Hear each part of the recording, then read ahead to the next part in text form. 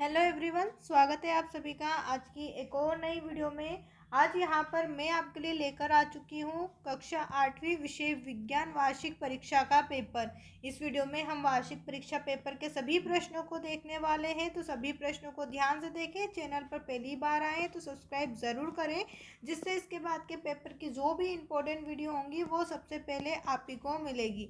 तो चलिए शुरू करते हैं आज का पेपर। राज्य शिक्षा केंद्र मध्य प्रदेश भोपाल वार्षिक परीक्षा 2026 विज्ञान कक्षा 8वीं का पेपर हमारे पास है।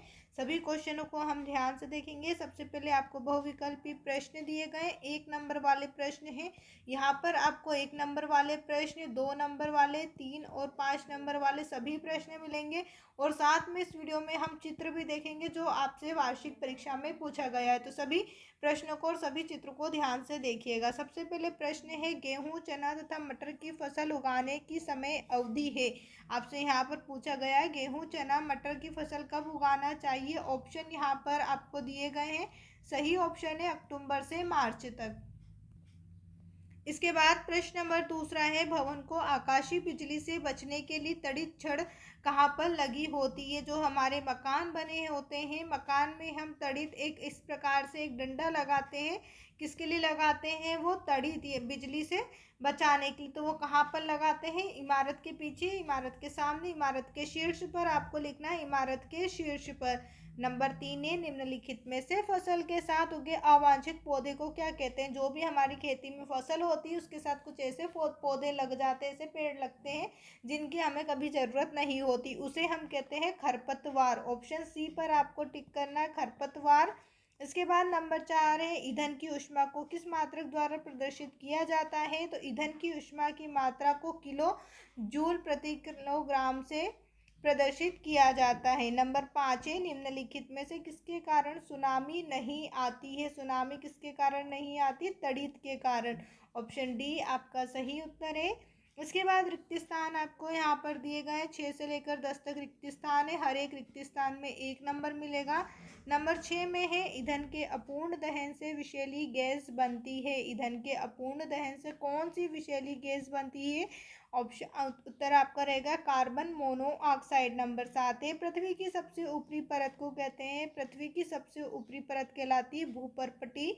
नंबर 8 है, शक्कर युक्त विलयन विद्युत का क्या होता है। तो शक्कर युक्त विलयन विद्युत का कुचालक होता है। नंबर 9, विद्युत लेपन विद्युत धारा का प्रदर्शित करता है। विद्युत लेपन विद्युत धारा का रासायनिक प्रभाव प्रदर्शित करता है। नंबर 10, वाहनों के लिए सबसे कम प्रदूषक ईंधन है।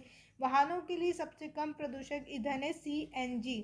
इसके बाद हम आते हैं अपने प्रश्न उत्तर की ओर। तो यहाँ पर आपसे अति लघु उत्तरीय प्रश्न 2 नंबर में पूछे जाएंगे।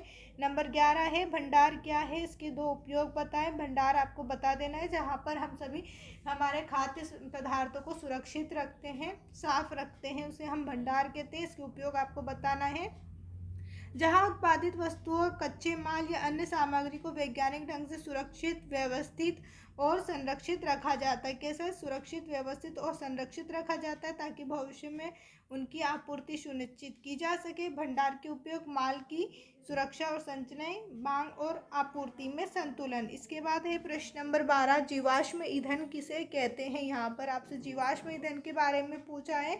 उत्तर आपको लिखना, मृत जीवों के अवशेषों से करोड़ों वर्षों की रासायनिक प्रक्रिया के बाद बने वाले ईंधन को जीवाश्म ईंधन कहते हैं। जैसे कोयला, पेट्रोलियम और प्राकृतिक गैस। मृत जीव, जो भी जीव जंतु होते हैं वो मर जाते हैं, उसके बाद उन्हें जो जमीन में दफना दिया जाता है, तो वहाँ पर करोड़ों वर्षों के बाद एक रासायनिक प्रक्रिया होती है। रासायनिक प्रक्रिया के बाद ही क्या बनता है? जीवाश्म ईंधन बनता है। उदाहरण जैसे कोयला, पेट्रोलियम और प्राकृतिक गैस। अब इसके बाद है नंबर 13, लैंगिक जनन किसे कहते हैं। उत्तर है वह जनन जिसमें एक नर एक मादा मिलकर नए जीव उत्पन्न करती लैंगिक जनन कहलाता है। 3 चीज याद रखना, एक नर एक मादा और नए जीव उत्पन्न होना, और उसे हम लैंगिक जनन कहते हैं। इसके बाद प्रश्न नंबर 14, पीयूष ग्रंथि किस प्रकार की ग्रंथि है और शरीर में कहाँ स्थित है। उत्तर हम लिखेंगे, पीयूष ग्रंथि एक अंतःस्रावी ग्रंथि है। इसे मास्टर ग्रंथि कहते हैं। यहाँ मस्तिष्क के निचले हिस्से में होती है। पीयूष ग्रंथि क्या है? एक अंतःस्रावी ग्रंथि है। इसे मास्टर ग्रंथि कहते हैं। मस्तिष्क के निचले हिस्से में होती है। इसके बाद नंबर 15 किशोर अवस्था को परिभाषित कीजिए। किशोर अवस्था की परिभाषा लिखनी है।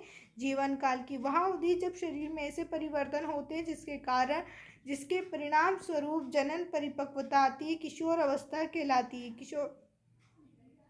किशोर अवस्था लगभग 11 वर्ष की आयु से प्रारंभ होकर 18 से 19 वर्ष की आयु तक रहती है। प्रश्न नंबर 16 है, भूकंप की शक्ति के परिमाण को किस पैमाने पर व्यक्त किया जाता है? तो यहाँ पर आपको लिखना है रिएक्टर। इसके बाद है लघु उत्तरीय प्रश्न जो आपसे 3 नंबर में पूछे गए हैं। नंबर 17, आदर्श ईंधन की कोई 3 लक्षण आपको बताना है। पहला, आदर्श ईंधन जलने पर अधिक मात्रा में ऊर्जा उत्पन्न करता है। यह आसानी से उपलब्ध होना चाहिए। इसकी कीमत कम होना चाहिए। जलने के बाद यह हानिकारक गैस जैसे धुआं, राख जैसा ठोस अवशेष नहीं छोड़ता। इसके बाद प्रश्न नंबर 18 है। यहाँ पर केवल हम वही प्रश्न देख रहे हैं जो आपकी वार्षिक परीक्षा के लिए हैं, तो सभी प्रश्नों को ध्यान से ज़रूर देखें। चैनल पर पहली बार आए तो सब्सक्राइब कर दें और ये वीडियो अपने दोस्तों के साथ भी शेयर करें। यहाँ पर हम प्रश्न नंबर 18 पर बात कर रहे थे, हमारे क्या होगा यदि मिट्टी की ऊपरी परत अनावरित हो जाए। यदि मिट्टी की ऊपरी परत हट जाए तो नीचे की कठोर और पथरीली परतें दिखाई देने लगेंगी। इसमें ह्यूमस कम होगी जिससे भूमि बंजर हो जाएगी। प्रश्न नंबर 19 है, आंतरिक निषेचन एवं बाह्य निषेचन में आपको अंतर लिखना है। तो यहाँ पर हमने आंतरिक निषेचन और बाह्य निषेचन में अंतर लिख रखा है, आप इसका स्क्रीनशॉट भी ले सकते हैं। प्रश्न नंबर 20 है, मनुष्य में लिंग निर्धारण को समझाइए। उत्तर आपको लिखना है, मनुष्य कोशिकाओं में 23 जोड़े गुणसूत्र होते हैं। 23वां जोड़ा लिंग गुणसूत्र एक्स और वाई होता है। स्त्री में XX गुणसूत्र होते हैं, पुरुष में XY होते हैं। जब X गुणसूत्र वाला शुक्राणु अंडाणु से मिलता है तो लड़की बनती है, जब Y गुणसूत्र वाला शुक्राणु मिलता है तो लड़का बनता है। इसके बाद प्रश्न नंबर 21 से नीचे दिए गए बलों के एक एक उदाहरण, पेशी बल का उदाहरण देना है, गुरुत्वाकर्षण बल का और घर्षण बल का। यहाँ पर 3 नंबर का प्रश्न है, इसलिए तीनों में एक एक उदाहरण लिखना है। पहला, पेशी बल का उदाहरण लिखना है, बाल्टी उठाना या साइकिल चलाना। गुरुत्वाकर्षण बल का लिखना है, पेड़ से फल का नीचे गिरना। और घर्षण बल का उदाहरण है, फर्श पर लुढ़कती गेंद का धीरे धीरे रुकना। ये तीनों आपके उदाहरण थे। इसके बाद प्रश्न नंबर 22 से, अपने दैनिक जीवन में विद्युत लेपन के 3 उपयोग। विद्युत लेपन आपको पता होना चाहिए, विद्युत लेपन की परिभाषा भी आपको पता होना चाहिए। यहाँ पर हमें सिर्फ उपयोग पूछे तो हम उपयोग लिखेंगे, वस्तु को जंग से बचाना, वस्तु को चमकदार बनाना, वस्तु को सस्ता बनाना।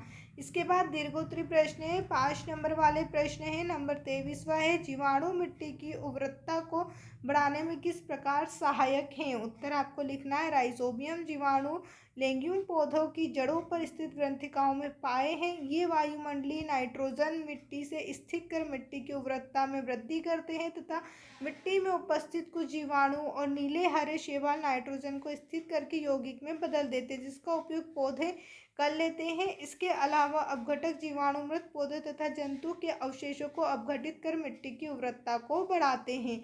नंबर 24 है, घर्षण से होने वाले लाभ और हानि लिखना है। तो पहले हम लिखेंगे लाभ। घर्षण से लाभ है, घर्षण के कारण हम चल पाते हैं, पेन से कागज पर लिख पाते हैं और वाहनों में ब्रेक लगा पाते हैं। ये हमारे घर्षण से लाभ थे। इसके बाद हम लिखेंगे घर्षण से हानियाँ, मशीनों के पुर्जे घिस जाते हैं, ऊर्जा की बर्बादी गर्मी के रूप में होती है और जूतों के तलवे घिस जाते हैं। अगला प्रश्न है नंबर 25, ध्वनि प्रदूषण क्या है। ध्वनि प्रदूषण के कारण। उत्तर हम लिखेंगे, वातावरण में अत्यधिक अवांछित शोर को ध्वनि प्रदूषण कहते हैं। जो भी फालतू का शोर होता है, जैसे तेज आवाज़ में डीजे बनना, गाड़ियों की आवाज़, कारखानों की आवाज़, ये सभी क्या है, एक प्रकार का ध्वनि प्रदूषण फैलाती। तो यहाँ पर आपको कारण लिखना है, वाहनों का शोर, पटाखों का फटना, मशीनों की आवाज़, लाउड स्पीकर का तेज बजना और कारखानों का शोर। इसके बाद प्रश्न नंबर 26 में, मोमबत्ती की ज्वाला का नामांकित चित्र आपको इस प्रकार बना देना है। सभी के आपको यहाँ पर एक एक करके नाम लिखना है और नीचे आपको हेडिंग भी डालना है। यहाँ पर आपसे एक चित्र पूछा जाएगा तो चित्र को अच्छे से साफ सुथरा बनाकर आए, जिससे आपको चित्र में पूरे मार्क्स मिले। इसी के अथवा में आपको एक और चित्र दिया गया है, मानव में मादा जननांग का स्वच्छ नामांकित चित्र। आपको दोनों नहीं बनाना है, दोनों में से केवल एक ही बनाना है जो ज़्यादा अच्छे से आपको आता है और जो ज़्यादा सरल है। तो यहाँ पर हमने दोनों चित्र बना के रखे हुए हैं, आप जिसका भी चाहें स्क्रीनशॉट ले सकते हैं। उम्मीद है सभी क्वेश्चन आपको अच्छे से समझ में आए होंगे। कोई डाउट हो तो कमेंट करके ज़रूर पूछें और साथ में हमारे इस यूट्यूब चैनल को सब्सक्राइब ज़रूर करें। वीडियो देखने के लिए आप सभी का धन्यवाद। उम्मीद है आप सभी का पेपर अच्छे से जाएगा। पेपर के लिए आप सभी को बेस्ट ऑफ लक।